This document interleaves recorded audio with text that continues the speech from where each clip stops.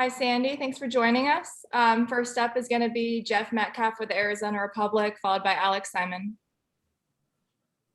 We talked the other night about trying to maybe use the bench more and, can you go into a little more detail on that? And if you still think that's the right move to make, and then also what you've kind of got out of watching the film from the first Dallas game. I mean, this last Dallas game.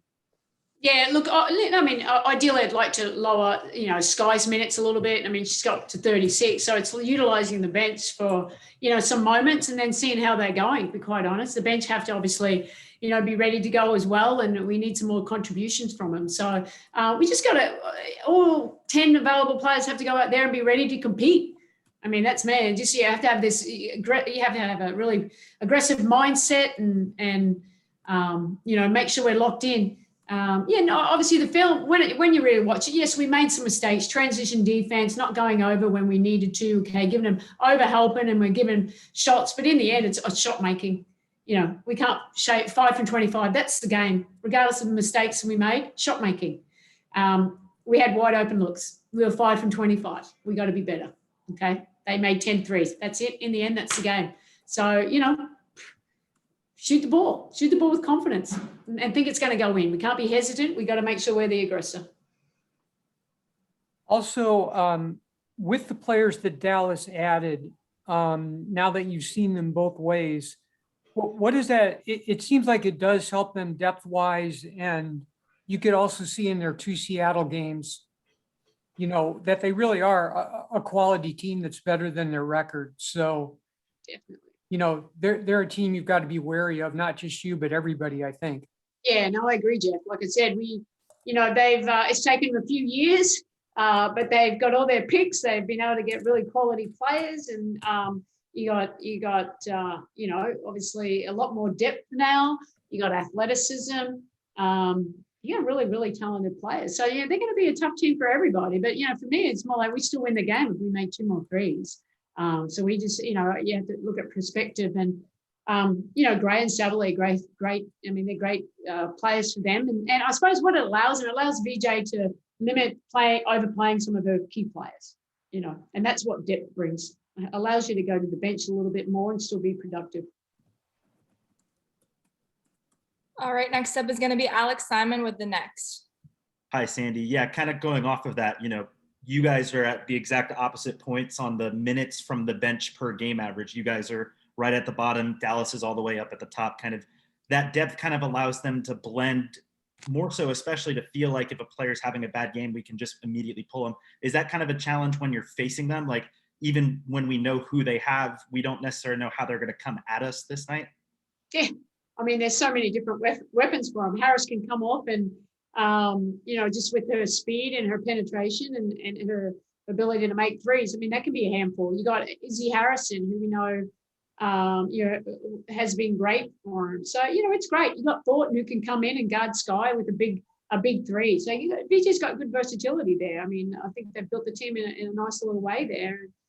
They're still going to get better and better with their experience. But, for us, like I said, we've got to, like I said, we got to make sure we execute the scout the way we want to do it. They're going to make shots, but let's make sure we take away the easy mistakes that we're making just for a lack of mental being locked in, and then just making shots. We got to shoot better. In synergy, we're poor at unguarded and guarded spot up shooting. We thought we need people to knock the ball, put the ball in the basket, and that's what it's going to come down to. So it's like, you guys are great shooters. Preparation is the key, and hopefully we can make more than we miss. And it seemed as if in both games against Chicago and in the first half against Dallas, they were making a very concerted effort to try to even deny any entry into BG in the post. And then was there, I guess at halftime, was there a discussion at any point in that Dallas game to say, even if it looks like it's not there, just get it into her and, she can figure it out from there? Because that there was a switch that kind of seemed like it flipped in terms of just get BG the ball in the second half. Things will work out from there. Yeah, I think by about 5 minutes into the first quarter, it was get the ball onto BG.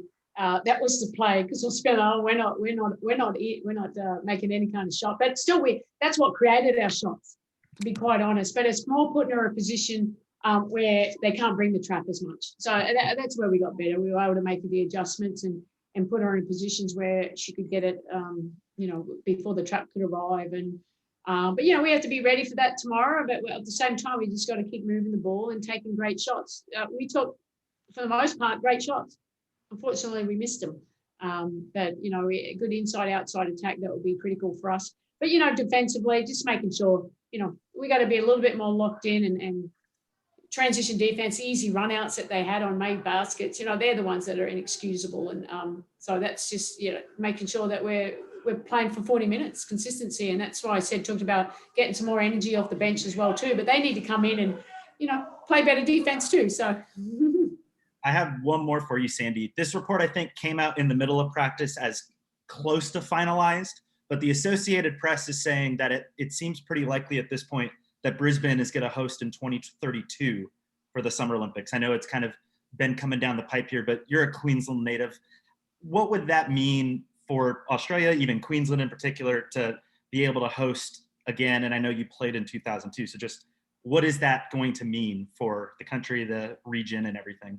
Oh, look, it's after playing in an Olympic Games in Sydney in 2000, I went to 4 Olympics, but that was by far my best experience, purely because I had family and friends and we're in the public, at the Australian public, right there behind us. And that helps. I mean, that's the home court advantage that you get. And it would be great economically, obviously, for Brisbane. And, I still own a place up in Brisbane, so it'd be a great place to, could go camp out there. Yeah, maybe I'm coaching the Opals still by then. That would be, it's fantastic. Like I said, to host an Olympic Games, it's hard to get, but I think Brisbane's ready for it. And we have the World Cup next year for women's basketball, and we have the World Cup for soccer women too. So there's a lot of great things coming up because it's more about raising the profile. The Opals don't get enough recognition in our own country as we should. That will be our last question. Thanks for the time, Sandy. Thanks, guys.